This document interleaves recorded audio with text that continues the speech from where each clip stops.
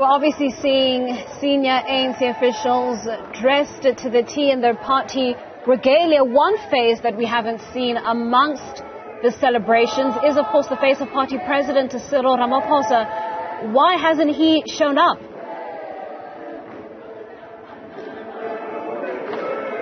Well, Ndogozo, our understanding is that we were told that the chief can't do everything, and hence the deployment of the deputy president, Paul Mashatile.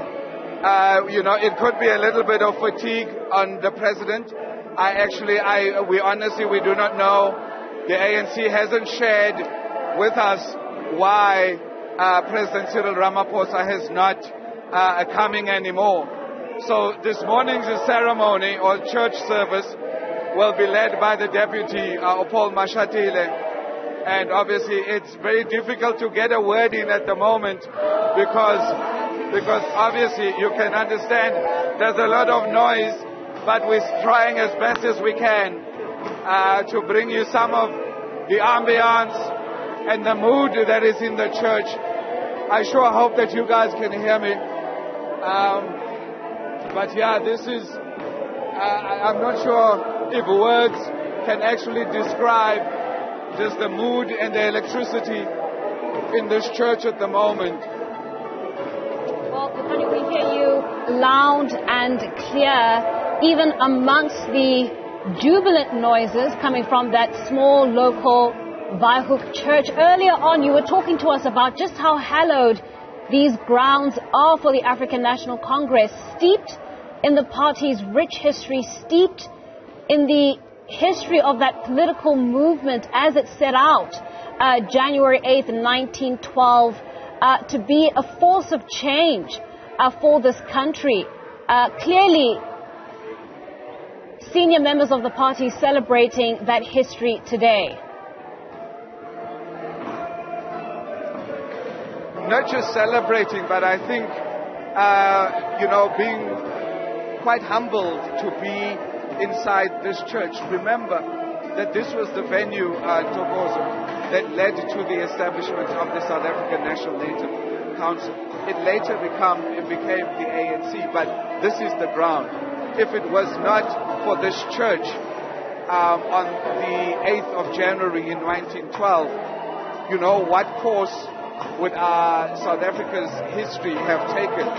Would we be a constitutional democracy today, led by the African National Congress for the last 28 years?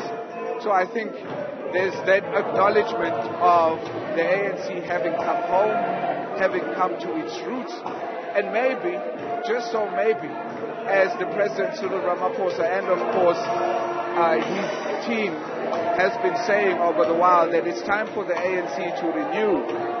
And obviously by coming home and having this significant celebration in this church and this service could be the moment where the ANC is finally reborn. We don't know. Time is going to tell us as to whether or not that is indeed the case. We'll know in a few hours' time when President Cyril Ramaphosa really kicks off the very first event of his second term as African National Congress President. Whether or not this moment was just, a moment where members could come together and be in this church, or whether this is really that moment of renewal for the African National Congress, time will only tell. But I can tell you, just being inside here in Tokozo, you get the sense of history. You get the sense what ANC members and leaders must be feeling like just from being inside, because you realize that this is where it all started. We're now showing you live visuals of Musofi the Brain. She's this Twalandwe. That's what she's referred to in the African National Congress. It means someone who is completely and utterly undoubted in a commitment to the service, not just of the African National Congress, but of course the fight for South Africa's struggle for liberation, from both the colonial times as well as, of course, apartheid from 1948 onwards, when the National Party took power under the leadership of Daniel Malan. So this moment is a key moment for the African National Congress. Whether or not it will result in the renewal that the President Cyril Ramaphosa has been talking about, that remains to be seen. So we just want to show you a little bit. There is a picture of the church and what it looked like back in the days, when the African Nation, we're just waiting for the chairperson of the ANC to move out of shot, and then we could potentially then show you. But this is what this church looked like in 1912. So can you imagine the history that we are currently experiencing at this moment? It's incredible. Also, I think for us as journalists, just being in here and trying as very much not to be overawed, obviously, by the occasion, but particularly by the history and just the significance of this moment for the African National Congress. Those things have slightly died down. I think the service is about to start now. We will try and stay with it as much as we can, obviously, as we continue to give you the music. Well, it seems it's picking up straight up, Togozo, so we might be here for a while. Over to you. Yeah, Lukhanyo, it does seem to be picking up once again. But, just looking at those visuals of Ma'am Sophie de Bruyn, visuals of the likes of Ma'am Angie Motshekga donning her ANC Women's League regalia. Your thoughts on the presence of the ANC Women's League there? Quite significant. It's obviously a sect or a group, a structure rather within the African National Congress that has been dealt with a number of blows. Certainly criticisms directed towards it, but none of it on the face of it today, as they stand amongst other ANC members, singing really. Dancing and celebrating what you've already recalled as this rich history for the party.